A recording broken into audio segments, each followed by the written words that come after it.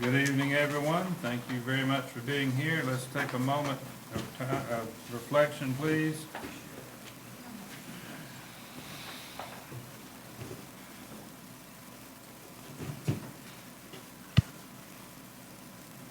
All righty, thank you so much again for being here. We'll officially call the meeting to order. And let's stand and pledge allegiance to the flag on my right. I pledge allegiance to the flag of the United States of America and to the republic for which it stands, one nation, under God, indivisible, with liberty and justice for all. Number 4 on the agenda is a consideration of approval of the agenda as presented. Is there a motion to approve? Mr. Mayor, I'd like to make a motion to remove number 9 from the agenda since it's already been taken care of. That was what we did on our special meeting on the 15th. All righty. So item number 9 will be removed. We'll approve it, yes. All right. Anything else about the agenda? Is there a motion second by anybody? Second. All right, got a motion made and seconded. All in favor say aye. Aye. Was that unanimous or my ears stopped up? Okay, unanimously approved. All righty. So number 9 will be removed from the agenda and we'll proceed through the minute. Number 5, if you so choose. All in favor of approving the minutes of May 16 and June 1? Somebody make a motion? I'll make a motion to approve the minutes from the May 16th regular meeting, June 1st special meeting. Is there a second? Second. Discussion, hearing none, all in favor say aye. Aye. Opposed say no. It's unanimous, Madam Clerk. Number 6, public comments. I have a list of speakers here. Ms. Pate, you're number 1. We appreciate your attendance as a regular visitor here. Thank you. Regular homeowner. Regular homeowner. That's even better. Right. I just wanted to speak to item number 10 on the agenda, the discussion on the public, possible scheduling of a public hearing on the proposed changes for the bulkheads on lots, which is really all about trying to establish the navigational channel on the canals. I actually serve on the Planning and Zoning Board, and at our last meeting, we discussed this item briefly, and we did vote on it, and I was in opposition to it. But I had several people contact me since the meeting and wanted to know why we were bringing this forward. And they were concerned about the fact of whether it was really a pervasive problem or was it just an issue with 1 or 2 people. And why were we going to the extremes to come up with some new policy about this?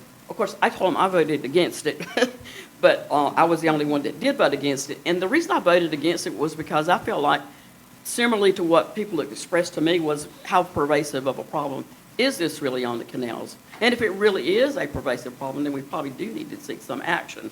But, you know, we usually try to, or at least from my perspective, pride ourselves in doing what's right and best for Holden Beach and not necessarily concerning ourselves with what works in another town.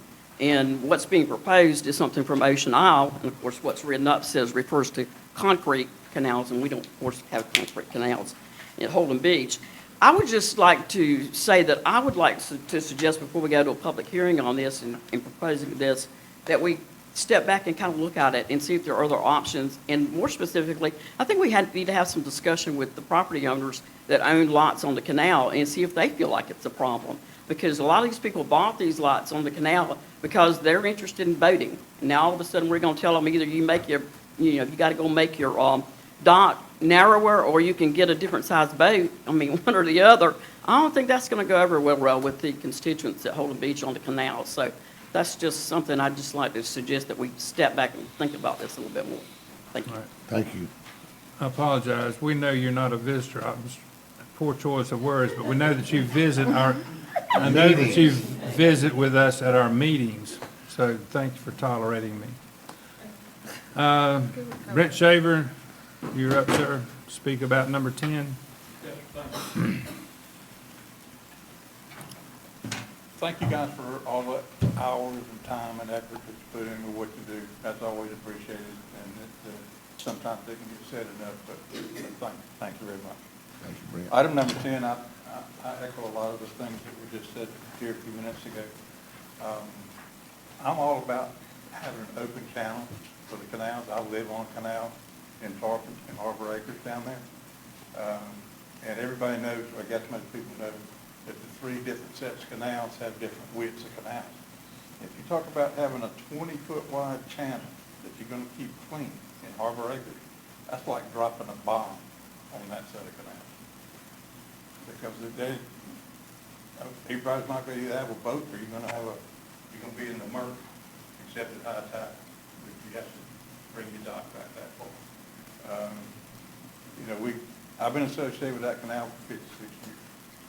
And it hadn't always been perfect, but we've always made it work.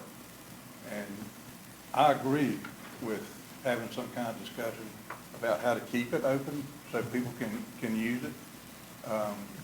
But to say without a whole lot of discussion and a whole lot of thought that you're going to have a 20-foot wide open channel there between the boats that are tied up at the docks, you're talking about a major issue. And I also agree with the language, and it's kind of a cut and paste deal. We don't have any T canals, and pretty much squared away that that's an ocean deal. But I just would urge you and plead with you, don't rush on this. Go slow, think it through, because it's amazing. First set of canals up here, not a problem. You could do it today, and it wouldn't affect you. But Harbor Acres is like dropping a bomb on everything. Thank you for your consideration. Thank you. Will Carter, you're next for number 10.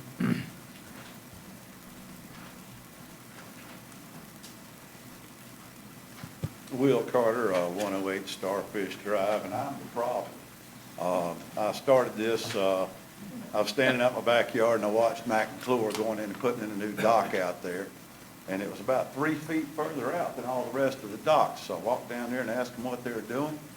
And he said, well, we can go up to a third of the width of the canal. And I thought, man, I said, in 2003, I put my dock in, and I had a buddy of mine, Charles Jones. He was the head of CAMA at that time, lived in Morehead City. He came down here and he looked at my situation. He said, well, this is what you can do. And he said, you can put it into the wagon wheel because you're at the end of the canal, and that's 45 degrees. So my boat docks, I don't know if anybody's ever seen them, are 45 degrees. Everything's in there right. He also said that it's a 90-foot canal, and you can use 1/4 of the width of the canal. So that's 22.5 feet. So we went off the property lines, and you can get the established property line on the GIS map here that we have in Brunswick County to find that line. And so anyway, I went and asked Matt, I said, can't you move it back to where it's even with all the other heads? And he said, well, I could. He said, but the homeowner wants it out this far. I said, well, aren't you the contractor? He said, yeah, but the homeowner told me to do it like this. And so I wanted to go back to section 1200 of the CAMA rules and everything. And I don't know if you guys have a copy of it, but if you go to section 15 NCAC 90, excuse my reading and my seeing, 07H.1205 specific conditions. And then if you'll go to number P. P says, piers and docking facilities shall in no case extend more than 1/4 of the width of a natural water body, human-made canal or basin. I think that applies to us. And it also says measurements determine the width of the body water. The man-made human canals or basins are made from the waterward edge of any coastal wetland vegetation which borders hard water body. And we don't have that all the time. We've got some places they didn't bulkhead, some places have reed grass, some places don't. But we can get an established line from the Brunswick County GIS map. And if you'll take that, it has a measurement thing in there. And it, where we live, all the canals are about 90 feet wide. So that would put you at 22.5 feet off the bulkhead. Now, Tim wrote something, and I don't know if he's a boater or been out there or anything, but this arbitrary center of the canal and all that stuff, that's, I don't know where to get it. but this is right out of Cameron's book.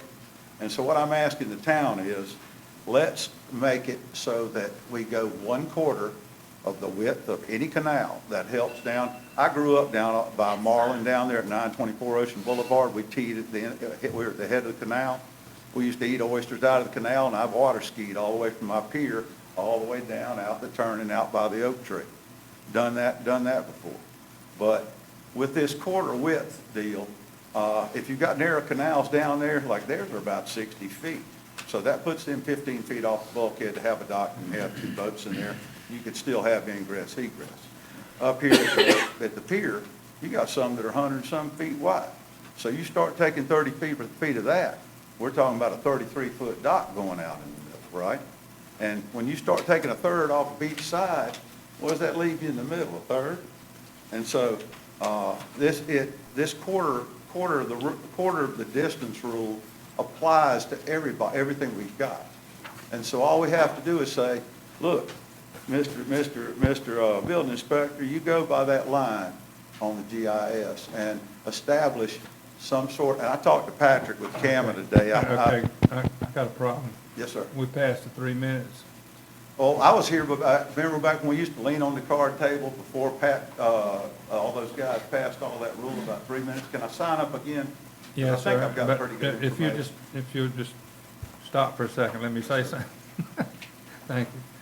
If the commissioners would allow you to continue, you can do that, or you can continue on at the, let's see, where is it? What number is it? Number 14, you can continue automatically. The commissioner grant you a couple more minutes? Sure. So I can just- Sure. I'm good with it. 2 minutes, Madam Clerk. 2 minutes. All right. Thank you very much. But this quarter of the distance rule applies to everything we do on this beach. And the narrow canals will have a wider berth. Everybody gets a quarter of the way out. You got a 100-foot canal, you come out 25 feet on each side, still got 50 feet in the middle, right? And then if anybody has any problems with that quarter, I say, let's go to the Board of Adjustments. You go over there and tell them your story, right? If they feel like it's something different or something that's, really in the way, or if you have a big, concrete block out there, which I haven't seen one. I've been up every canal on this beach. But I feel as though the quarter distance rule, if you vote that in, if you've got to have it any further than a quarter off your lot line, then you should go to the Board of Adjustments and let's talk about it. And all the headlines of the docks should be in a direct line. Used to, we had old people put in the docks and everything, and everybody knew that you got a boat, you need to have all the headlines of the dock about the same, and that way nobody's sticking out or anything like that. The second part of it is we have dredges come up every one of these canals, and I've sat out there with him and watched what he does. He takes that boat, he lifts it up and puts it over here, and then he goes and runs his nozzle as close as he can to do all this vacuuming we're paying him dearly for. So when you start coming out 3 feet on this side, and then you come out 3 feet on this side, he can't take that 25-foot dredge and move it over and back, right? So this is also a lot of money we're paying to have these canals dredged.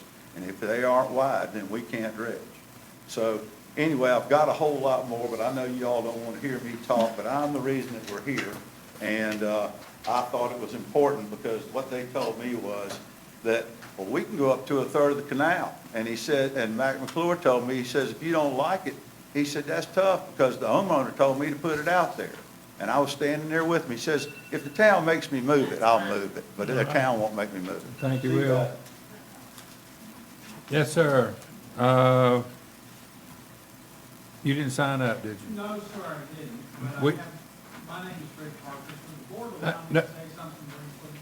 You can talk when we get to number 14 unless the board changes the rules temporarily.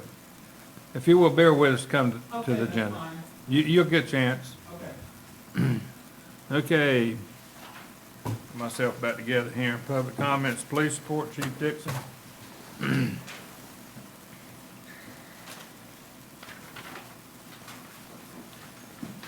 Good evening. Good evening.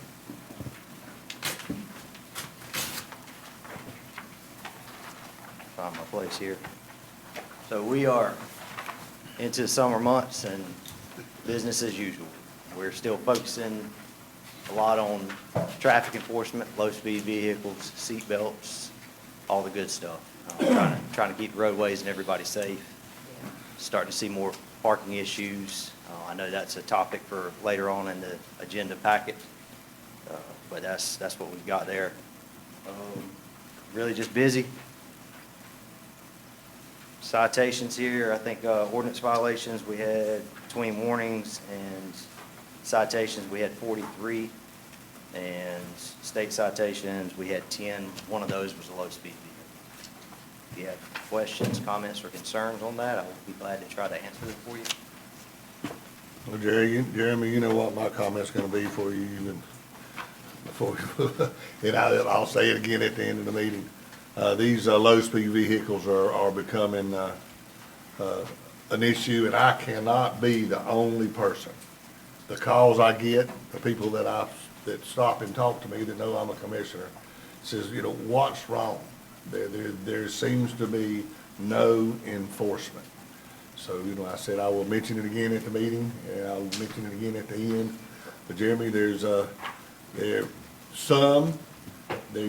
limit of their speed. They gotta go 20 and no more than 25. Well, some of them, they'll go fast enough to pass the car. Right. That's an infraction. The seat belts, and they just don't, and they're not that hard to see, they don't have them on. That's right. The third thing is they're overloaded. Yes. You know, I've seen 6 of them, I mean, hanging off the sides of it. It's just, you know, our neighboring beach had 2 accidents last week. I mean, I just don't want Holden Beach in the paper for such stuff. And I think if we, get out there and, you know, cause a little stink, I know we got people vacationing and wanting to have a good time. We don't want anybody hurt either. Correct, I agree. And I'll stop there, Jeremy. Yeah, otherwise, you guys do a great job. Thank you, For what appreciate you it. do. Appreciate it. Anything else for the chief? Yeah, I did see 4 of them pulled over last week with Yes. child seat issues. So I did see 3 different officers with 4 different people pulled. So they're working on it. It's just, and most of the comments I think are a lot of, well, I rented this vehicle and I didn't know, but I know that every rental company is got it written. If you sign a piece of paper and your wife's driving it, that doesn't leave her not responsible for paperwork that they didn't read. So we just want to keep in mind that the rental companies do warn people. I don't know if it's something like, maybe with the jet skis, we start an educational thing. Instead of just dropping those low-speed vehicle off at the house, maybe make them pick them up town hall or a parking lot and go through an education process. But, you know, I see you guys out there, and I know the rental companies, I've spoken with several people that have the rental companies are getting the word out. But, you know, we see with a lot of other things that people just don't, when they're on vacation, they don't care, so. That's right. The other question I have, is we had 38 warnings and 5 citations. What's the So warning, do we if you, give if one you more? actually, yeah, if you look at that, because I was actually curious about it too, and I was running the numbers. Most of those are parking violations on those. Uh-huh. And what happens is the officers get there and they either find the person, you know, and from our perspective, you can leave a ticket on the car, the violation's still there. If you can locate them and have them move it, then you've got compliance, the violation's gone, so we've tried to take that approach to it. So you're seeing a lot of warnings where what it is you're in violation, this is what's going on, please move your car. And that's where a lot of those numbers are coming from. So are these warnings for people that are outside of what Otto's writing tickets? for? Yes, we do not do the The paid part. paid part of it. So That's this is correct. just illegal This is parking? just illegal parking where they're parked on the boulevard or on the sidewalk or, Okay. you know, up and down the side streets or any of that stuff. Okay, thank you. We Yeah, appreciate everything you're doing. Absolutely. Thank you, sir. Yep, thank y'all. Good job, Chief. Mr. Evans?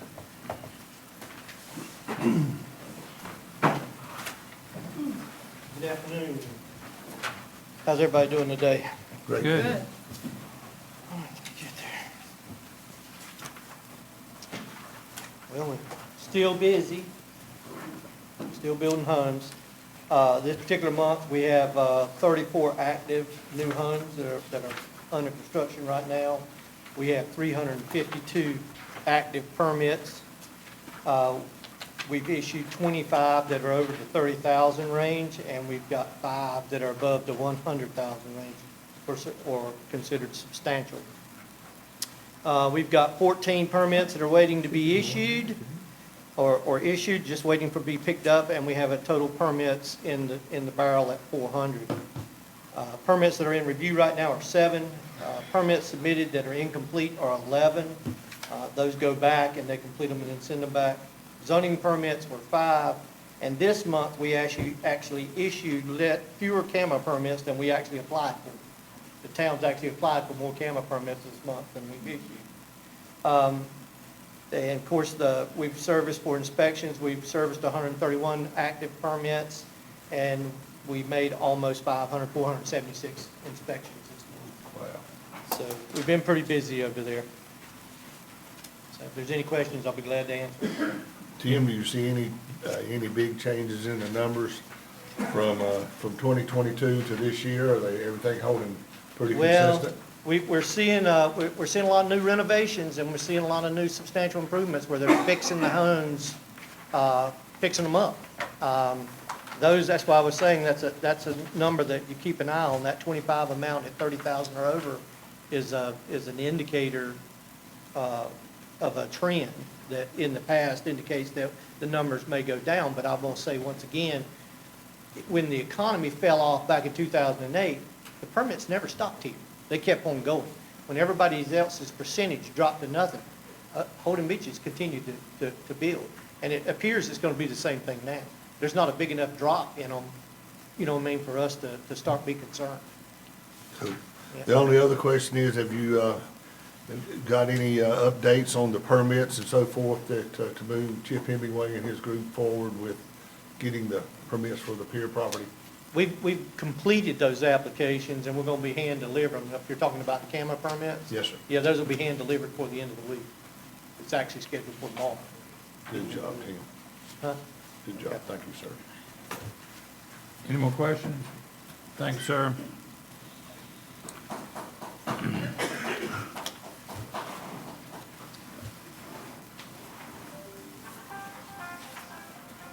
Number 10. Yeah, I don't know why you said that. I was trying to ask myself, did he talk about that or not? I'd like to skip it. Let's see, number 10, 4849. 4849, I'm gonna go ahead and tell you, it's a, part of the problems with that and the miscommunications and the other stuff are my fault. I presented this at the planning board. We tried to do as much research as we possibly could. We couldn't find any other municipalities. Patrick and Rob originally told us that there was other municipalities that had ordinances in place to try to solve the issue with the piers and gangways going out a little too far. Anyway, the only thing we could find was Ocean Isle. I talked to Justin. Justin said that they've had wonderful results with the permit. I did modify the actual ordinance, but when I brought it over, I didn't bring over the modified ordinance. This is actually their ordinance, so I'll have to admit that I made a mistake in that. But at the same time, listening to the discussions that we have, we were going to, if you read what I sent you, it says that we had to send it back to the planning board for consistency statement. I was only bringing it up here to see if this is what y'all wanted, so knowing that it had to go back to the planning board for consistency statement. But I read Mr. Parvis and listened to Mr. Carter. My recommendation now would be to send it back to the planning board and let's spend more time on it. I really believe that we probably can do better. I'm not a big proponent for taking other people's stuff either, but in this particular case, I just really didn't know where to go.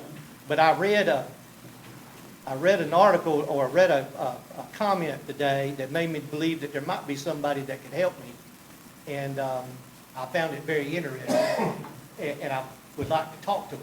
But we know that CAMA issues those permits, and CAMA cannot enforce those rules a rule for a pier head line unless we have an ordinance which would stop them from issuing the permits before they ever result. In other words, if it's in violation of town's ordinance, they won't issue those permits.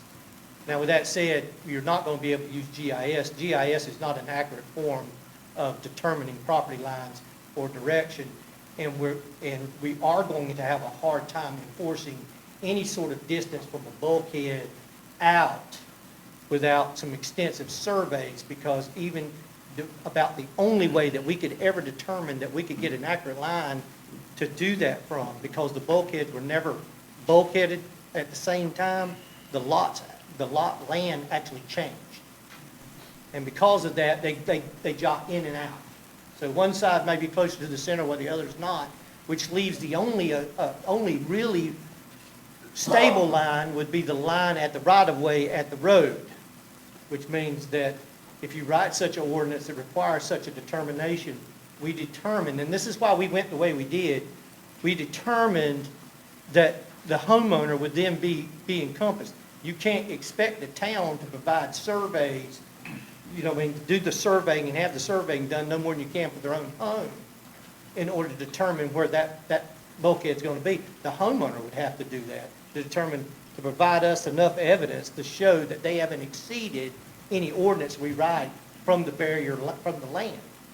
So it's probably not as easy as I wanted it to be, but it's certainly not as easy as you're hearing it said. We did look into it extensively, but the comment that I read that talked about the channel, that needs to be looked at. We need to spend more time looking at it the way that comment was presented. I studied it this afternoon pretty well, and I think that he's got some real world information there that needs to be used for an ordinance. Even if we just decided to go a quarter, we need to look at what he's saying, because what he's saying is that we need to be real careful what we do there, depending on where we're doing it for the result of what we'll have. And so I would recommend you send it back to the planning board, let us work on it some more. You were going to have a consistency statement anyway, so it would have had to gone back next week anyway. Tim, the only thing is, since Cayman does have a rule, I mean, can we not build off of that somewhat? I mean, it really seems to make sense, and well, if CAMA has a rule, then why aren't they enforcing it? They're the ones that issue the permits there. Well, that's just, you just said it a minute ago. If, they've got a rule. They've got a rule. We've got to accept it as an ordinance before they can enforce it. And that's pretty much, in other words, we got to say, yep, we want to put, item P is going to be a quarter of the distance. If it's a true rule, Rick, if it's a state rule, we don't have to accept it for it to be enforced. It's a state rule. I mean, if it's a true rule, they would be able to enforce it, just like all the other camera regulations. Okay, then if there can only be a quarter of the width of the canal, But Pat and Rob told me they don't have a rule that dictates how far out a bulkhead goes from the land. They told me that. I asked them twice. They said we needed to adopt something, so that's why we're going this route. Because I asked them.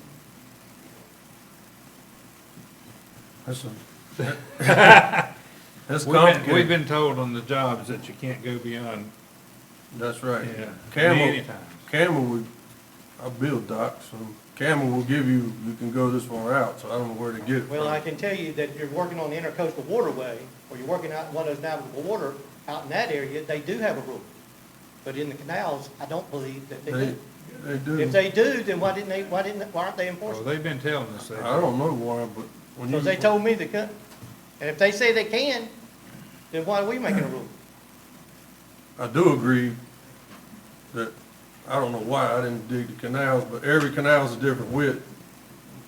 There has to be a different provision on each canal, but I can tell you, I'm in a boat rental business and people rent boats over here and I have to deliver them. You get down to like Tarpon and get on down there to sailfish and various other, I mean, you can just, sometimes you have to move somebody's boat to get through there, and that shouldn't be. If you had boats are usually less than 8 feet wide, so even if you got down to 16-foot clear in the middle, you might squeak through there, but I don't know how you look at that unless you, are you saying the canals aren't straight, They basically? got a straight center line, but where are you gonna measure from, if you're measuring from the landward side, to determine how far out you can go in each lot? If some lots are back 10 feet from other lots because they didn't build a bulkhead. I think you have to, the way I go about it is establish the center line of the canal and back off of that, but I agree. everybody's dock would be different because the bulkhead placements are different, so, but that's the way I would do it. I'd decide how much, with the input of the residents and such, how much clear space they wanted, because obviously we want to be able to pass everybody's boat tied up and go from there. But I think a quarter, that makes sense, but I don't, not when the bulkheads are in and out. I've never understood that. I mean, the Ocean Isle, you go to Ocean Isle, they're straight shots. It's not in and out, so they got problem solved already, but We don't issue I don't know how bulkhead you're gonna do permits, this. those are issued out of Cameron. but I'm in agreement that we need to spend a little more time on it. Is the consensus of the board to do what Mr. Evans suggested, send it back? I think we need to send it back to the planning and zoning, let them, take another shot at it, Tim. Yeah, I would Doc, what like do you to, think? I would like to engage. Madam Clerk, we have a consensus and agree with Mr. Evans, we're gonna send it back. Thank you, sir.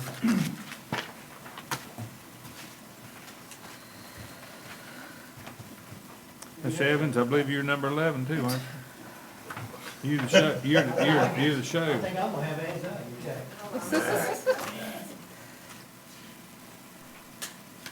All right, this is a proposal for a stormwater runoff ordinance for a change. This also has something incorrect in the very first line. I see it. Yep, it's backwards. In the memo, it says 40 to 30, it's actually 30 to 40. Staff proposes to increase the manageable stormwater.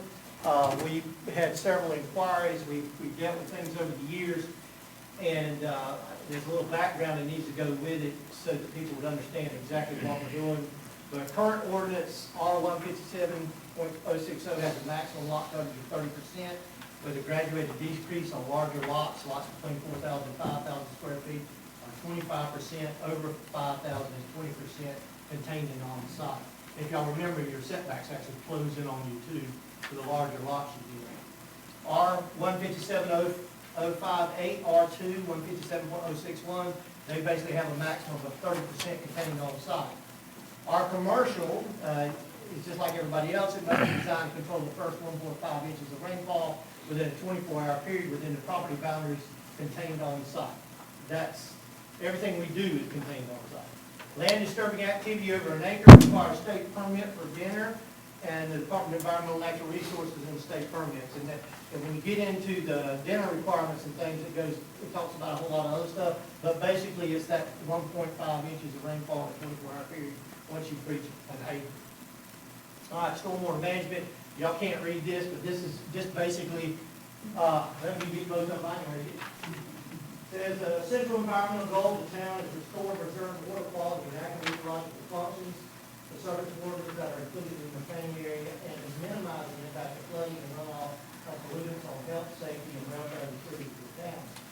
As in order to meet the goals of the town's stormwater management chapter is adopted for the following: to regulate existing development, future development, construction activities, and according to the state requirements, and to institute additional mandatory requirements to prevent careless pollution of surface water, damage to property due to excessive flooding, and surface water runoff that causes damage to adjacent property.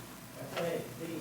To establish the authority of the town to administer and enforce stormwater regulations, and C. To create public education programs that the citizens of the town will have knowledge of how to reduce and prevent pollution from their homes and their businesses. All right, general requirements of 158.04A, all visitors, residents, business owners, developers, and others who utilize the resources of the town shall take reasonable measures to minimize the potential flooding and to protect surface waters and the properties of others from damage resulting from their activities. Whenever conflicts exist between federal, state, or local laws in this chapter, the more restrictive provision shall apply. And any penalties imposed by the town shall be in addition to the penalties imposed by the state, county, or federal government. All right, current ordinance and regulations. Development that does not require state permits and anything under an acre. That's what we've got. 2, individual lots outside of a DEQ-approved subdivisions formed prior to the state's DEQ rules for implementation, and the improvements of lots that fall under category 1 and 2 that increase current impervious area. That's what our rules regulate. The intent.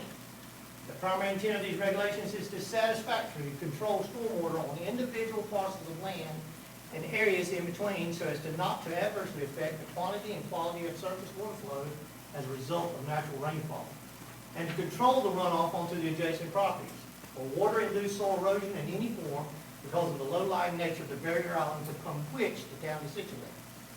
It is important that surface water runoff be controlled as much as reasonably possible within property boundaries and not drain onto adjacent areas, both private and public, for example, streets and roads. And this is important because you need to know that any rule that we write is to contain stormwater on site, not to leave. Okay? All right, what's built upon area, and this is important. The portion of any individual development project that is covered by impervious or partially impervious coverage, including buildings, pavements, compacted soils, including cocaine and marl, recreation facilities, gravel roads, and parking areas, and the like. Uncovered wood-slatted decks and the water area of a swimming pool are not considered to be built upon areas. What's not built upon areas? Uncovered wood-slatted decks and the water area of the swimming pool are not considered to be built upon areas. Note, everything else must be approved by the planning director or his designee for use. And that's talking about materials when someone wants to use it. They just can't declare it to be an impervious material or not be built upon area. We have to determine that to make sure that you're meeting all those other things that came before it. Staff proposal. We're proposing to increase the allowed percentage of impervious coverage built upon area from 30% to 40%. Remember, if you remember back, we can't propose this unless it's contained on site. It can't leave. Okay.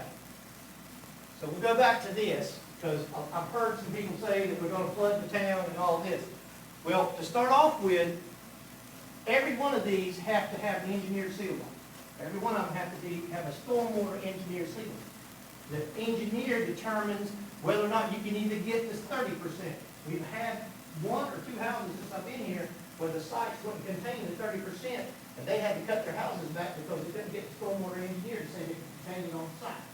So if we go to 40%, you go to they go to the stormwater engineer, he takes a look at it and says, no, you can't build more than 32%, because that's all you can contain on site.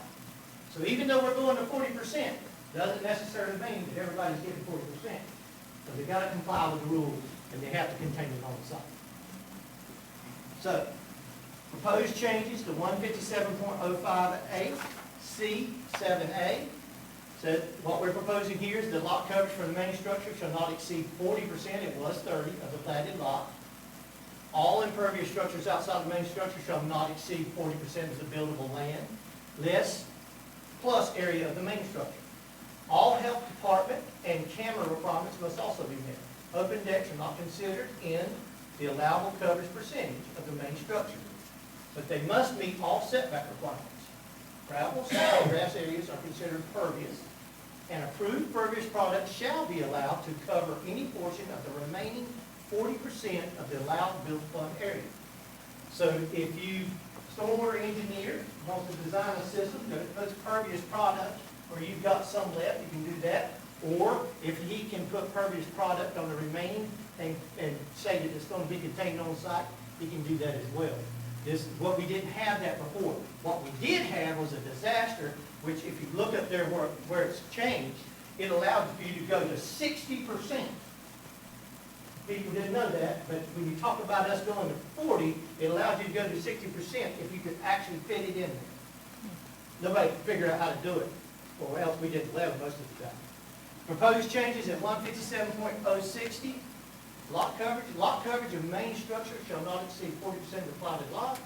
If a structure is 4,000 square feet, the gross floor area or greater, lot coverage cannot be greater than 35%. So as you see, what we did was we graduated up right along with it.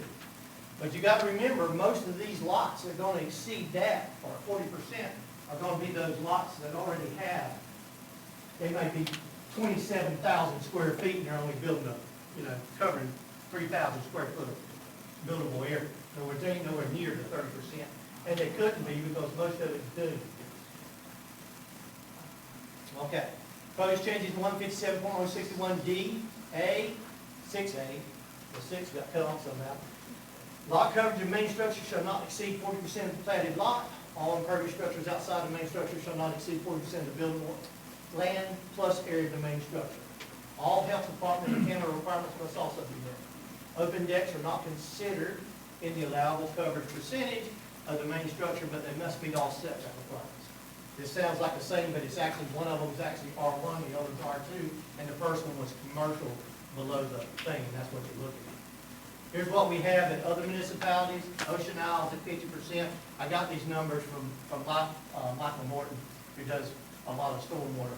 But Ocean Isles at 50%, Sunset's at 45, and Oak Island requires 1 inch at 1.5 inch in a 24-hour period, pretty much everywhere, 20%.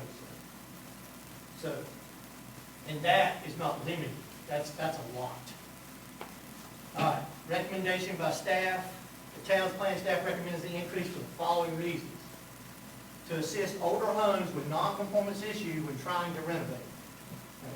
The town's cost itself a lot of money with this 30%, limiting 30% that had to be contained on site based on an engineered stormwater system that could have actually gone to, say, 35 or 40. And the reason it costs ourselves a lot of money is if you come in here and you're over your 30%, you're non-conforming, you can't add to the non-conforming use, and you can't add that other deck to up the value of your home, or you can't add that little bit of living space, you know what I mean? And so it basically stops you from doing some renovations based on the fact that you weren't in control of the house when it was built to start off with. What happens is they end up taking away stuff that they already have if they want to do that. In other words, it costs them a bunch of money to renovate to do those things. It adds to the tax base because some structures will be able, well, I say some. I knew what the number was when I was at the planning board, but there is quite a few that come in that we have to turn away. They're non-conforming. A lot of them on the canal streets where they're already at 31 or 32%, but they got plenty of room. You know what I mean?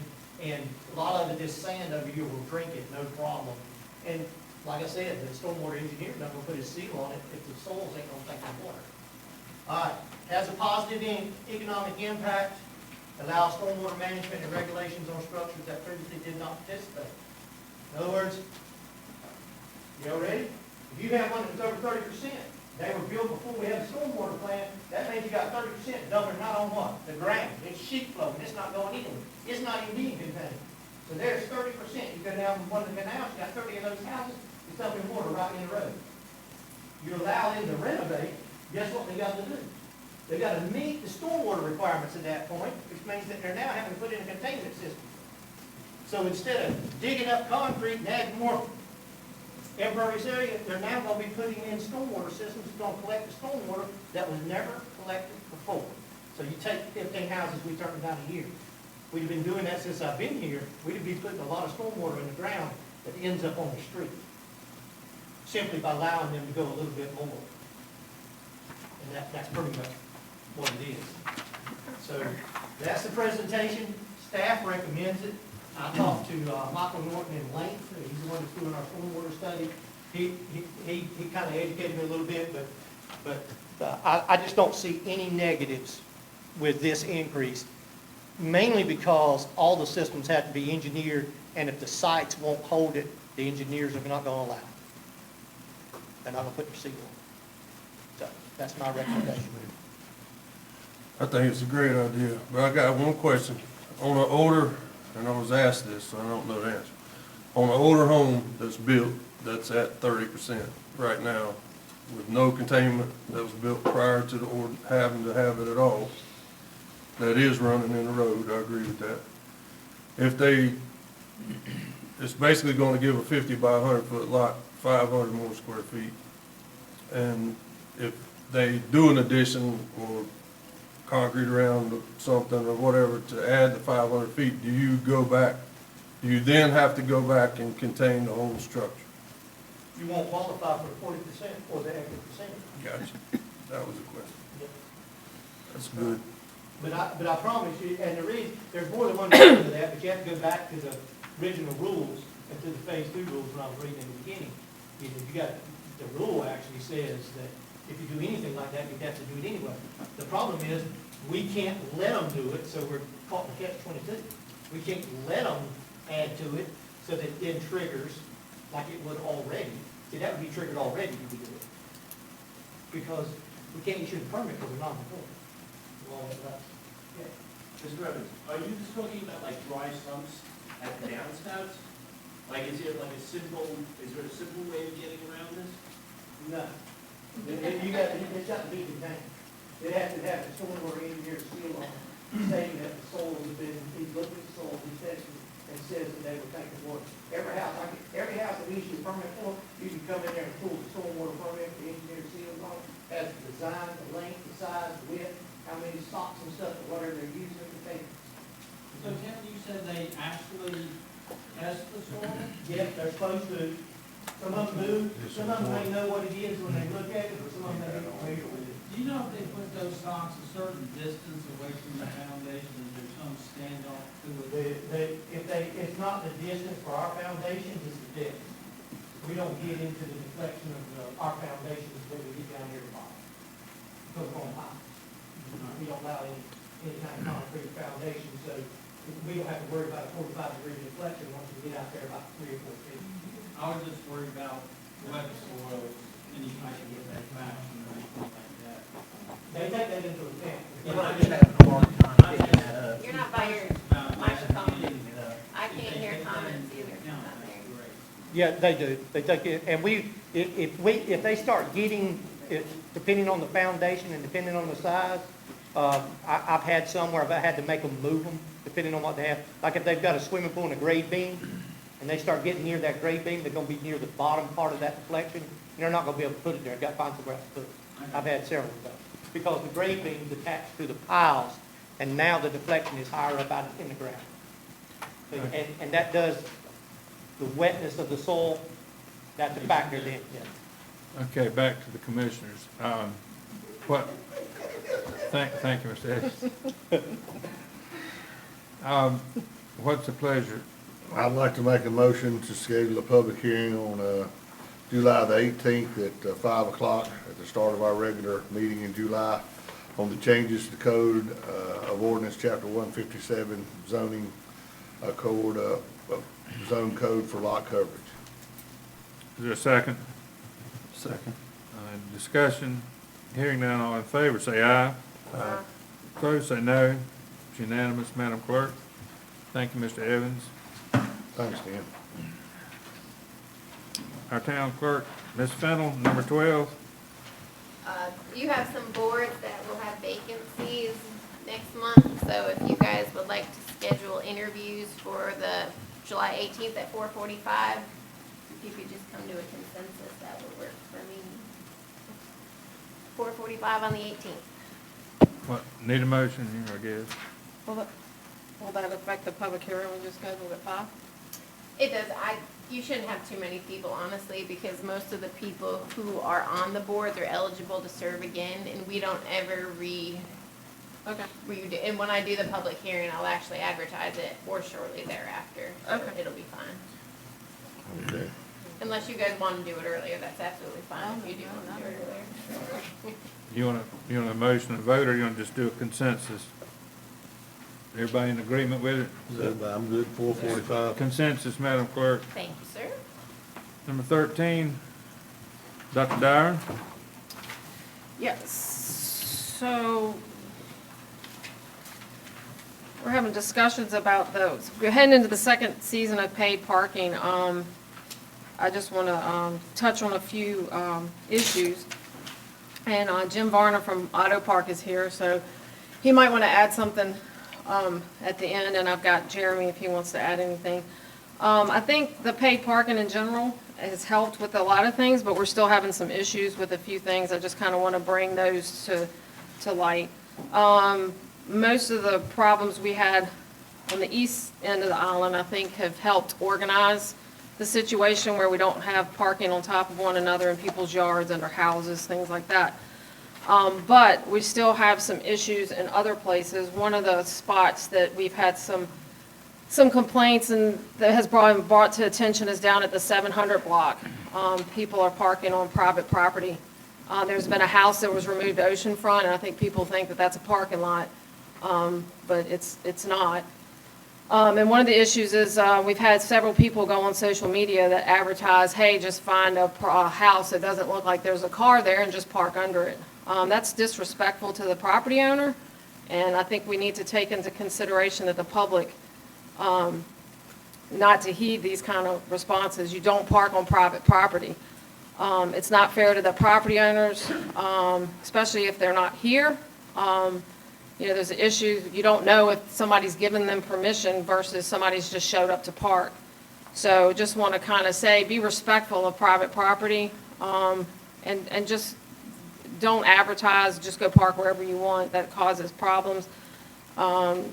If you're parked illegally, blocking somebody in, if there happens to be a car there, or God forbid if there's an emergency, we don't have a lot of emergency access on the west end of the island. So if people need to get in to help somebody on the island that's drowning or having a heart attack, just parking wherever you want to park is just not ideal. So that's something to keep in mind. A lot of issues we're having, the low-speed vehicle spots.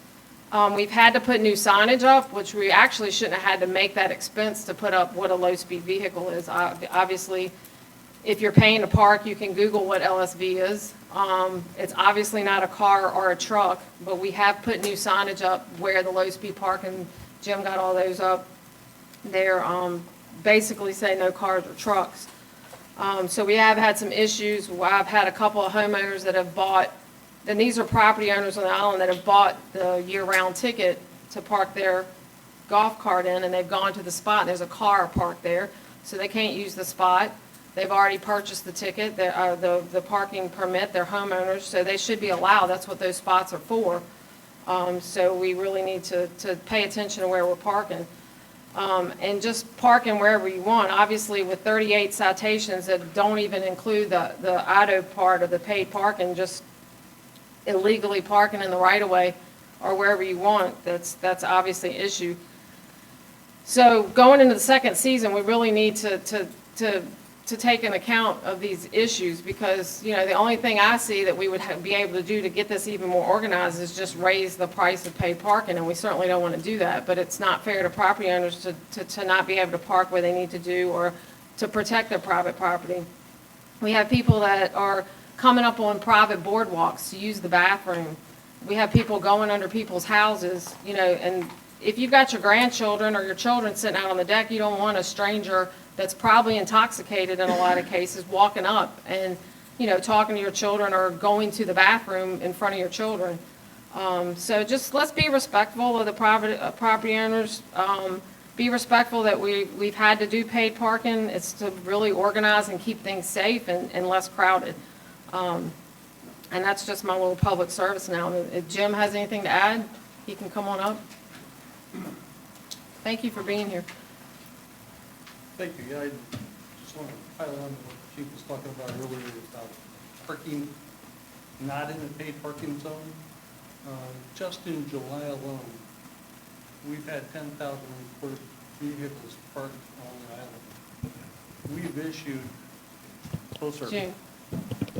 We've issued 400 citations, a little over 400 citations for parking violations.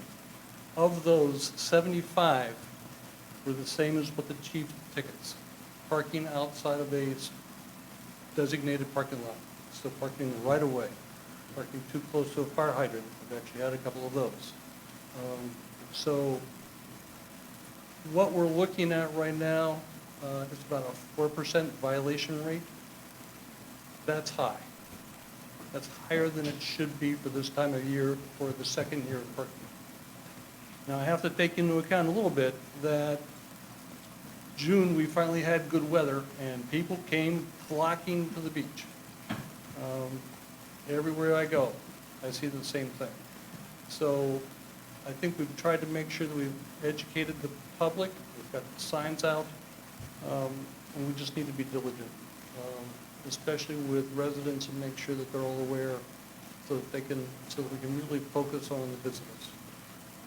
Jim, is there a need for any more signage at this point? Whether you think that would help somewhat in the places where they Well, cannot park? you know me, I'd put a sign up every 2 feet. Well, no, we don't want that. And I don't want to do that, like, for me, the more signs, the better, and that is not what we need. I really think the signs that we have out there today should be sufficient. Ones that, working with Frank Dilworth and Chris and Scott this spring to enhance the signage, I think has helped. And as we go through the next couple of months, I think we should see things settle down a little bit. June, I think, has just been an exceptional month because of the, number one, weather, and then number two, the quantity of people that have been coming to the When the parking spaces get full, people make spaces. And that's when they get thick. And that's when we really cite them heavily. So I think on the last 2 Saturdays, we've seen most of them. Jim, there seems to be some issues at times with people that have guests at their homes and they're parking people in the right-of-way, but they're at their homes. So is there any way is there something that those people can do? There's people I'm talking about at the end of some of the canal roads. They've got parking, some of them even have gravel, and they're parking people that are at their house visiting in that gravel, and some of them have received tickets. Is there a way otherwise everybody that's parking in the right of way should get a ticket? Those are really hard to distinguish because letting people park that way, I think we talked about this last year, sets an example for visitors to say, hey, he's parked in the right of way, I can park there too. And that creates a problem. And that's something that we want to avoid because that will perpetuate a bigger problem. Even if it's gravelled and part of the driveway? If it's gravelled and part of the driveway, from my discussion with Mr. Hewitt and the chief, we consider that part of the driveway and we let that go. If they're obviously in the grass and they're just stacked up down the road, we know that's not right. So we try hard to distinguish if it's the people there staying at the house or if it's just random people coming and going. But in that particular case, it gets hard to drive by and distinguish what the problem is.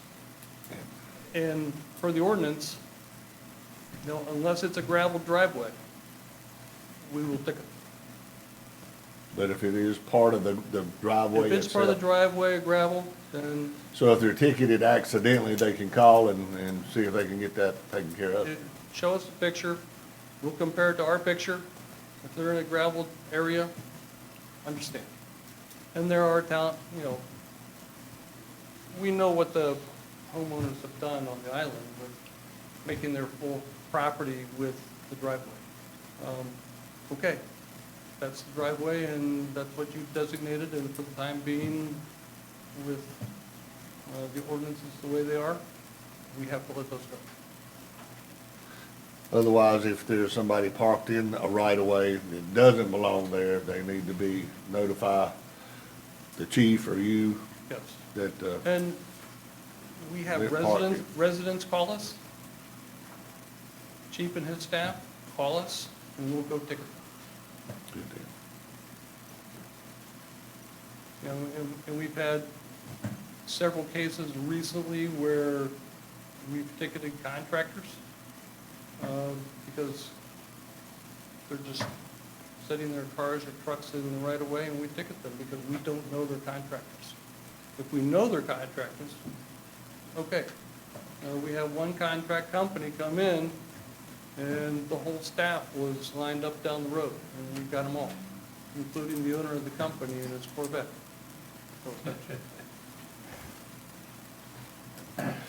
You know, and so, you know, he said, look, guys, just like every other contract company, if you're gonna be out there and you're doing work, put a sign on your car, put a sign on the dashboard so that we know you're doing active work, and we won't bother you. Is that your contractor and what address you're working at? Pardon? And the address of your work, or? It's hard because sometimes they're next door and the neighbor lets them park there. Yeah. There's never enough room for, especially when you've got a major project going on and you've got 5 or 6 cars there. Understand? Any other questions? You said you compare to your picture, so we have had some complaints, some emails that we've gotten that has said that they're got a ticket and they didn't think they should, but they need to, if they think that's the right, you're saying to take a picture. If they take a picture, we compare it with our picture, and we usually see a fairly significant difference, unfortunately. Our picture is the record. Right. You know, if it gets escalated to Mr. Hewitt or the chief, sit down with them and we compare and decide any course of action we need. And we have not had that many come through us. And the number one phone call that we get from Holden, I need to buy a parking permit. And I don't want to use the app. The number 2 issue, I got a ticket, but I paid. And we figure out that they put their license plate in wrong, and we fix it for them. Those are the number 1 and number 2 issues that we see. Other than that, we have not had that many real disputes that have come to me personally for resolution. Overall, Jim, I think you guys have done a terrific job with this. It has taken the chaos of the parking anywhere you want to and put some order to it. And you guys have done a good job, and everybody seems to be, I've not heard anybody come and say that your staff was rude or unreasonable. We were blessed this year. 3 of our 5 people locally, who live local, came back from last year. So we have experience, and they were able to bring on a couple new people and really get them cleaned up. And we'll continue to do that. Thank you, sir. Thank you very much. You're welcome. Dr. Dyer, you have Thank you. anything else? I just wanted to clarify, Jeremy, some of the things that comes up is when somebody does see a parking violation, I know they can call the number on the signs for Otto, but a lot of people are afraid to call 911. And because it's not an emergency, I know they can state that it's non-emergency, but can you just clarify to people if they see a situation where somebody's parking illegally, what they need to do? Yes, so it is not an issue to call 911. They do all of the dispatching for the county. That's the best way to get up with us. You can call the office now, especially during the week, you know, now that we have full-time admin staff in the office. But if she stepped out of the office or you can't get an officer, especially nights and weekends, then call 911. That's the best way to get up with us. Any other things you'd like to add about the parking? No, I agree with everything that was said here today. Actually, as Jim was talking, I was doing a little bit of math, and not to downgrade it at all, but if I heard right, he said that I think they parked 10,000 vehicles last month and 400 or so violations, which is 30 days, about 15 a day. And I don't want us, I'm not downgrading it, but I don't want us to make a huge deal out of it. 15 a day is not a huge number, so we're never going to get 100% compliance. I think overall the town's doing amazing, and I think really most of the people who are doing this are doing the right thing. So I wanted to point that out. Okay, well, I want to thank Yeah. Jim, your staff for doing what they're doing, and Jeremy, because I think it's helping out a lot, so thank y'all. All right, any other commissioner got anything to say? If not, on page 2 of the agenda, number 14, public comments and general items. Those of you that have not spoken yet will have the first opportunity to speak. The back row. Yes, sir.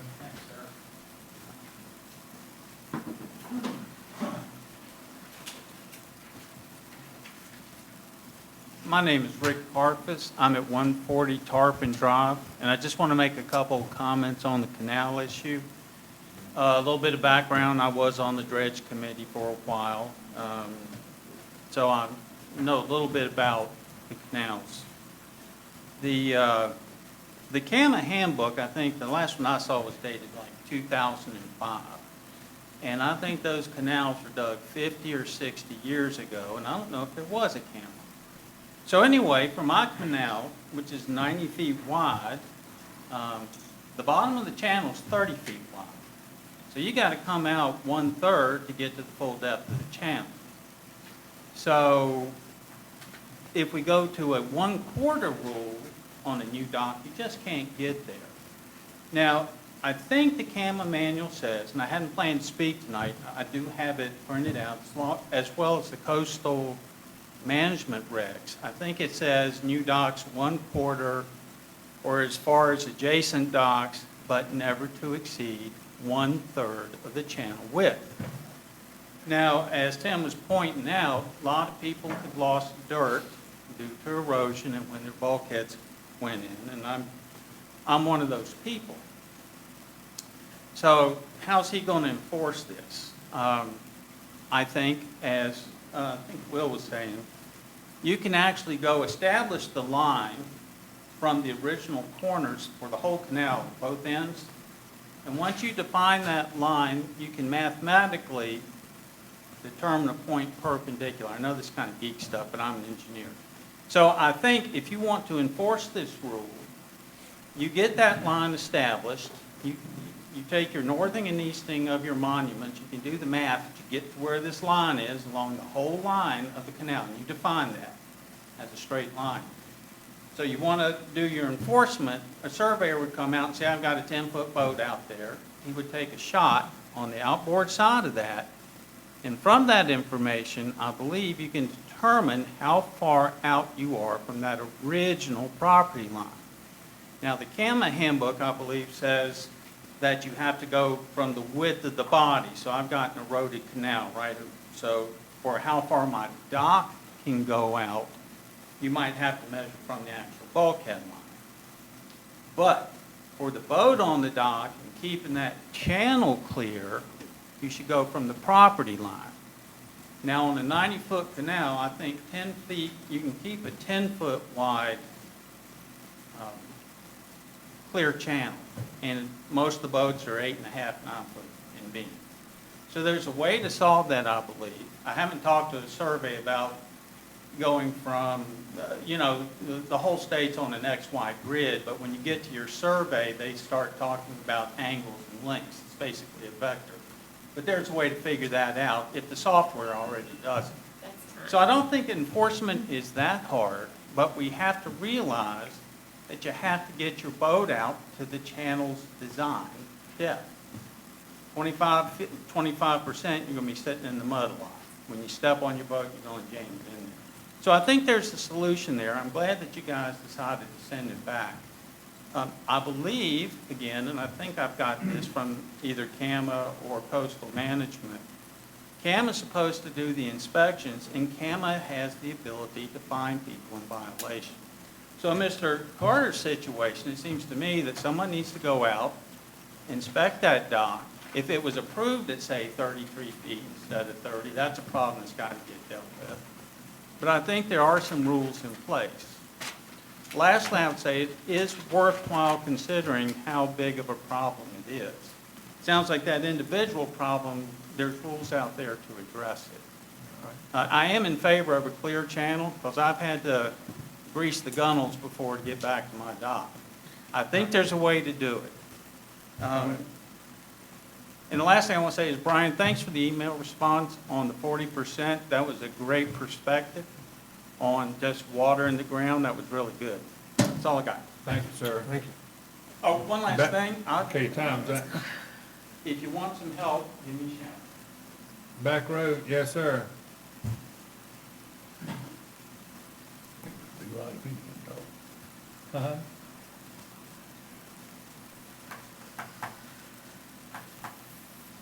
Jim Bauer, 329 Ocean Boulevard West. when we're talking about this section 11, the permeable area, we're gonna make this into another thing that's managed by some place in a different city. My question is what happens when you have a permeable area, and then we increase the roadway for the bike lanes, which, if you do the math, is approximately a quarter square mile of asphalt. And now what happens is you fail the permeability test, because the bike lanes have taken so much more of the right-of-way, which used to be permeable, but now no longer is. I think that should be really, really considered before we go ahead with any further legislation that's going to affect so many homeowners, especially so many of the older houses here, which would lead you to believe that they're older and older looking because the owners can't afford to build up or out. On a different thing, but still with the roadway, and I'm not representing the fire department here in any way, shape, or form, but we're talking about spending millions and millions of dollars, and it is millions and millions of dollars, on a new water tower. Has anybody done a study where we can increase the size of the mains running west, which would give you a much better water flow, right? Much less what's called head pressure. We would reduce the hydraulic load. We wouldn't have to buy a new water tower.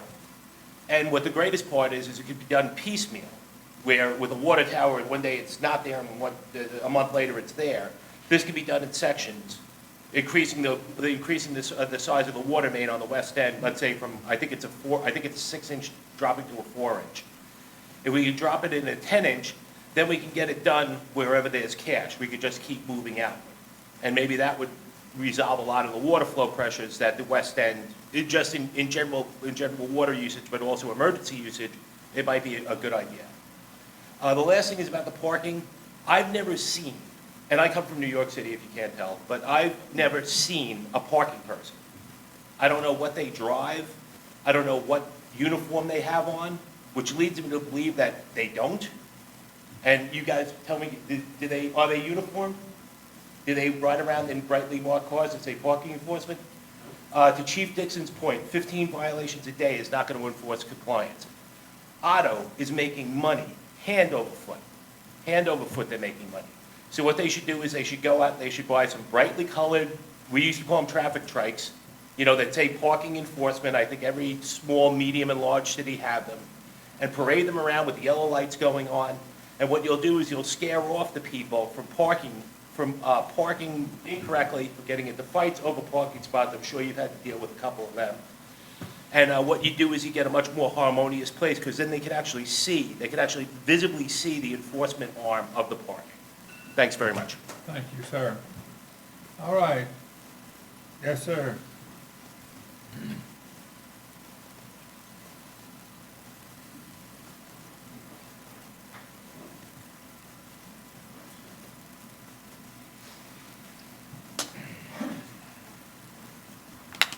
Keith Smith, 105 Durham. I know we had a conversation before about no wake signage in the intercoastal waterway. So I'm not sure if we do that or if somebody else does that, but I have noticed that we were eating dinner at Lulu's the other night, and there's some people just cruising on by, and I don't know where it actually starts and stops. And so I actually took my daughter out on a jet ski ride the other day, and I was unaware of when it started and when it stopped. And the guy that does the jet skis, he absolutely has no idea. And so he thinks you have to drive 45 minutes if you go down toward Lockwood Folly to get out of the no-wake zone. And if that's true, I messed up, but I don't think it's true. But there's no signage coming back this way that I can see. And so I don't know who we need to address that with. As far as canals go, it's so confusing to get a permit if you're not in the industry. And I was in construction industry for over 20 years, and it's permitting, I understand, but it's a pretty good job. But the fact that we have to go to Wilmington to do one camera permit and here for another camera permit from a homeowner that didn't grow up here, that part's kind of confusing to me. It would be nice if we could get it all together, not want to add anything to Tim, because Tim's already got a lot of stuff to do. Last thing I'll say is I'm encouraged what the chief said. They basically allowed 38 people to come into compliance and not ticket them. I like that idea. I think it resolved the problem, and so I'm encouraged to hear that. Apparently 5 people just refused to do whatever you wanted to do. So maybe raise their tickets, but no, but as far as the no wake, somebody could address that at some point, or direct me where to ask the question. Corner me and all. Mr. Carter, I believe I've given everybody else a chance. I was hoping you'd leave before you, but you're still here. I left the pen here. Will Carter, 108 Starfish. I want to say. I've known Will so long I could say that. Yeah, we fished a lot. Yeah. Mr. Farner here, I talked to him the other day. He rectified a problem I had with a contractor that was over helping me with a boat. He parked across the street, in front of Dan's pool. You're familiar with us, right, where you park your golf cart. But anyway, he told me, he said, yeah, if you had a plaque on your dashboard that said you're a contractor and had the number of the house there, then that would be okay. I said, well, wow, how about if I'm a resident? Can I put my name on there, my number of my house? And he said, no. He said the board didn't approve that. And I was wondering if maybe the board could approve maybe a yellow or a red laminate that has your address on it with your name. So when you have people come over to the house and they're going to have to park on that edge, say, hey, put this on your dash, just like we do at every motel. Every time you rent a motel, every time you pay to go stay at someplace, they say, lay this on your dashboard so we don't ticket your tow. And I think that would be a good thing for the commissioners to address. The other thing, I might have stuttered when I read this, but in P, it says piers and decking facilities shall in no case extend more than 1/4 of the width of the natural water body, human-made canal or basin, period. Shall not, and shall in no case. I think that's pretty definite, isn't it? And the part about the 1/3, the 1/4 limitation shall apply only when a proposed pier or docking facility is located between longer structures within 200 feet. Okay, that's pretty definite too. And the reason that they built it out 30 inches was because 2 doors down from me at 108, 110, 112 Starfish, Joe Class built a dock that was out 30 inches too far. We complained about it, talked about it. Nobody ever came from CAMA. Nobody ever came from building and zoning. Nobody ever rectified it. So when they go to build 2 doors down from that, they go, wow, that one out there. So we just go out this far and put our dock to match that one. Now we have 2 docks on the canal that are out 3 feet, right? And this is that 1/3 rule. And so I talked to Patrick with CAMA. He's our local camera guy. I'm sure that Tim knows him. Has talked to him plenty of times, right, Tim? You know Patrick. Talked to him today, and he said, well, that would be a logical thing to do, Will, is to establish a line on each side and then go 1/4 of the width from that line that's established by the town. That can be done with Google Maps, with a handheld telephone that gives you that long line, and you go one end of the street, you can go to the other end of the street. You can draw a straight line. You measure from that, period. And that's it, 1/4 of the width. So we have bulkheads. We have some bulkheads that are built in front of the old original bulkheads. So some are out, some are in, some are regressed, whatever. But you can create a line very cheaply and inexpensively. Everybody's got a app on their phone. They can stand there, oh, there's the GPS point right there. You walk to the other end of the canal, well, there's the GPS point right there. You can put it on a map and draw a straight line, you got it, done. That'd take about, what, maybe an hour a canal? And that's if you're really slow. And I just feel as though if we can get this done, we'll have a headline that's straight on the canals. Everything will be like it should be. If you buy a lot, you better make sure that, you know, you've got what you want. If you get one with regress, you can have a 20-foot, 28-foot boat. If you get one with an established bulkhead, your boat's going to be 20 feet, sorry. And at the end of the canals, you can do the wagon wheel provision where you can turn everything in 45 degrees. If you have an opening on planning and zoning, I'll gladly go over there and apply and help them read the rules and help them write the rules. Or I'll do it as a private citizen. Thank you very much, Al. Mr. Carter, we always look forward to you.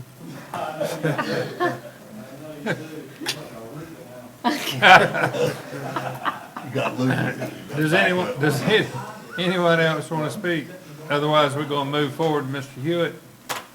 Mr. Hewitt, Town Manager's Report, please, number 15 on the agenda. Yes, sir. Happy to report to everyone that the Miss Katie is headed back to Dare County after spending some 3.5 weeks down here. Her mission is accomplished. The picture on the screen is the depiction of the dredge's success. That green median that goes through the middle of that's a channel that's 150 feet wide and at a minimum of 8 feet deep. We have requested from the Coast Guard to get the buoys back out there. Some of the specifics on that, we moved, hopper dredged somewhere in the neighborhood of about 50,000 cubic yards. That yardage was placed in the near shore in and about the area at Winding River. So we're adding to the bulk of the beach, and hopefully the intent is for that through littoral drift is to migrate from east to west. But as of this afternoon, about 4 o'clock, Miss Katie was clearing Cape Carteret, headed back to Dare County. We've met with the EPA folks this afternoon on the lift station at Greensboro Street with the project managers today. The NEPA study, categorical exemption, has passed its first level of review. This ruling on exemption is going to be fundamental in determining if we have to undergo a full NEPA review or can qualify for the exemption. And what we're hoping is we can bypass that and go to borrowing here in the next couple of months, hoping to meet a schedule in the September time frame of bid solicitation with construction beginning later on in the winter, complete before next season. It's a highly complex process. We also have met with the Corps of Engineers on the 50-year CSDR study. The modeling is underway, and we'll be having monthly meetings from here on out. Next major milestone is in March of '24 when the alternatives will be identified. Tide Ridge paving is complete mostly. The Public Works and Shane from Right Angle have performed an inspection, but there are a few minor cleanup details remaining, and that's all I have. Anybody have any questions for Mr. Hewitt? Number 16, Mayor's comments, briefly 3. I've had several phone calls about why doesn't the town have fireworks on the fishing pier again?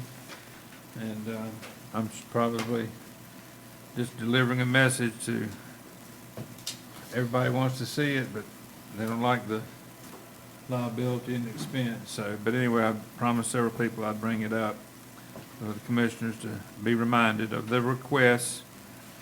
Second thing, the Embers will be under the bridge Sunday night, and that's always a crowd favorite. Put on your dancing shoes and try to come. Everybody have a big time. Third thing is the chapel is doing well with full house congregations at 10 o'clock now. We've changed to, rather than 2 services on Sunday, we have 1 service, and that's at 10 o'clock. And that's the summertime plan, and keep that in mind, and trying to recognize everybody's importance of time. That's all I'm going to talk about. And Mr. Smith, you keep that in mind. Yes, sir.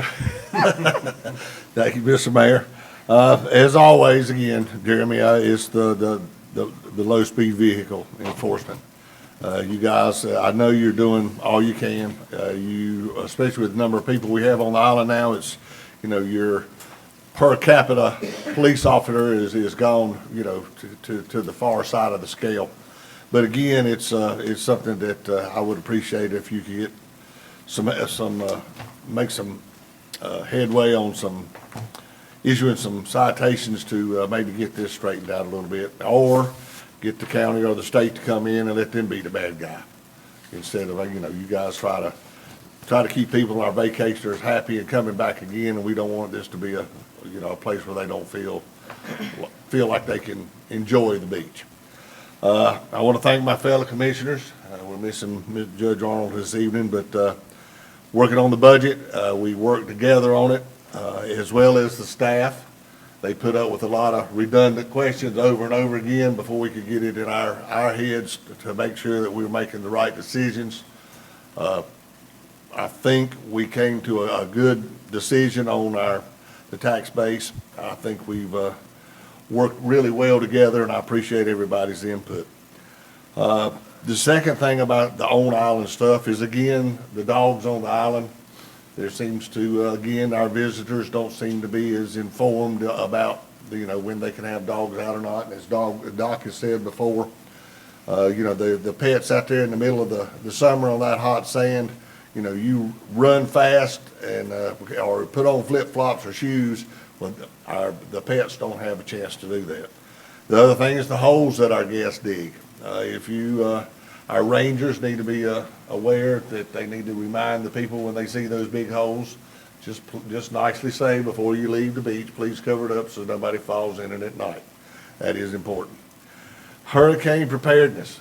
I think our staff, emergency manager Allen, and we have a good hurricane plan. There's one out there right now, Hurricane Britt, that is just a tropical storm right now, but you need to keep an eye on that. NOAA.gov is the best place to get the best information, and it seems to be right behind it. We've got another one, I think it's called AL92. It's not a tropical storm yet, but it seems to be a lot of stuff coming off of Africa getting out into the Atlantic. So we need to be mindful of keep an eye on the weather and make sure and be prepared when it does get here.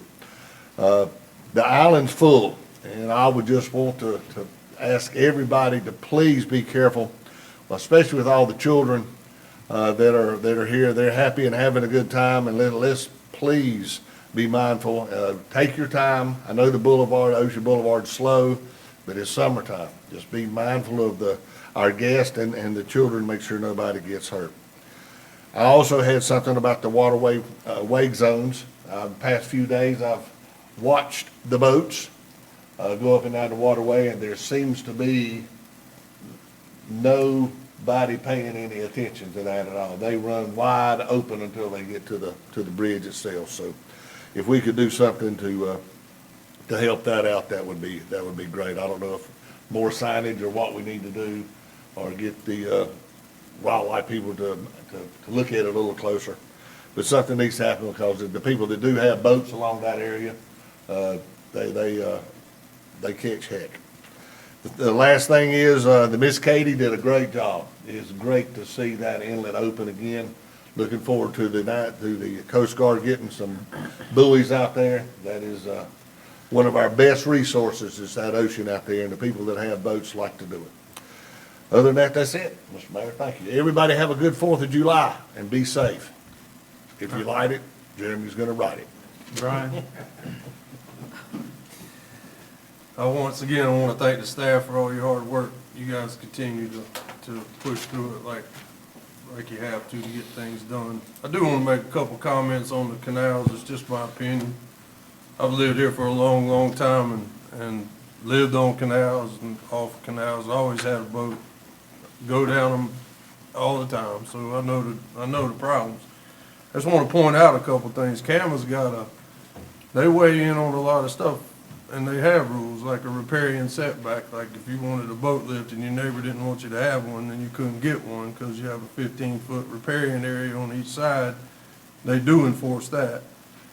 For the permits that I've obtained from CAMA to build a dock in a canal, they do tell you, they give you a line. I'll have to go back and look at them to whether that's they give you the length of the ramp. I know they draw the picture of the dock on there.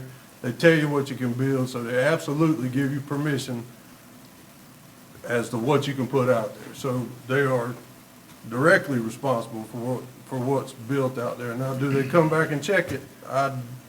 I would question that. I have no idea.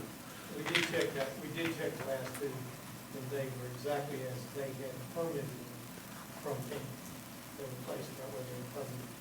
So And we, and Patrick also said that they do have to use the alignment method. And he said he checked that one several times, because I asked him, but we were unable to get it in.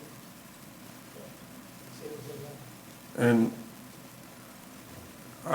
I think it's gonna be a tough situation to solve, but it does need to be solved, because there needs to be a clear path for every property owner on that canal to get out of there in a boat. I mean, it's just, that's why you buy on a canal. You wanna be able to get your boat tied to the dock, and the neighbor across the street, their boat's tied to the dock, and there still needs to be a reasonable amount of room to get through there, and most of the time there's not. I'll tell you one instance where it really blocks it, when you got a 32-foot, 35-foot boat sitting on a boat lift, and 8 foot of it's hanging on out there past. They may be on the line with their boat lift, but then you got 8 feet of boat hanging off two Yamahas or 3 on it. And that'll hook your T-top or your Bimini top or whatever what you got on your boat and tear it right off. So I don't know how you're gonna, I mean, honestly, I just don't know how you're going to get it all solved. But with that being said, if they were hanging out 8 foot and they had an 8 foot wide, they had space for their boat to be tied to their dock, there still should be a clear path down the middle to get at least one vessel through there if you had to get out. Because if you left, I could just, and I'm old buddy Jimmy Price, he had a big boat, and everybody's mad because his boat 14 foot wide, but if we get up in the morning and go fishing, we have to move 2 or 3 boats to get out of the canal, and he was on a wide canal. So it's a problem when somebody stuffs a big boat in there. I don't think there's a limit of what size boats you can put in there, so good luck with that one. But I'm glad we sent it back for a little bit further look. But everybody seems to be enjoying the season. I know the beach is full. I missed this week. Had the pleasure to go to the Outer Banks. I took a few days off, and it was crowded up there too. So we're not the only ones that's got a packed house. So looks like everybody's having a good time. So that's all I got. Dr. Dyer? So summer is definitely full swing. We have lots of people, like Vernon just said. I do want to say, remember to support your local businesses. I've enjoyed seeing Sunset Slushy on the beach. I think they've gotten a lot of positive kids running up. It's good to see. I really enjoyed my little cool surprise a couple times I get on the beach. So I've enjoyed seeing them. I think they're doing a good job. I haven't seen any trash. I think they're picking a lot up. And just our local businesses, they work hard to employ our residents. It's hard these days to keep employees. They're working hard. A lot of these people work long hours. We got some young entrepreneurs on the island. They're selling lemonade. Make sure you support them. They're learning how to run a business at a young age, and I think that's positive. So make sure you hit them up. And there's a lot of people on the beach. Just remember, be kind, be respectful of private property, be respectful of the beach. I take trash bags with me. I'm picking up trash, cigarette butts, and cover those holes. We're gonna have turtles coming in, and we don't want the turtles falling in holes. We've had some people fall in holes. We've had some animals fall in holes. If you dig it, it's easier to fill it in than it is to dig it. So if you can dig it, you need to fill it in. Y'all have a great summer and a happy 4th. Dr. Dyer, I have a lemonade card from those young ladies, which I'm going to partake Saturday morning. They're doing a good job. Is there a motion we adjourn? Motion. Second. All in favor, say aye. Aye. Thank you all for being here.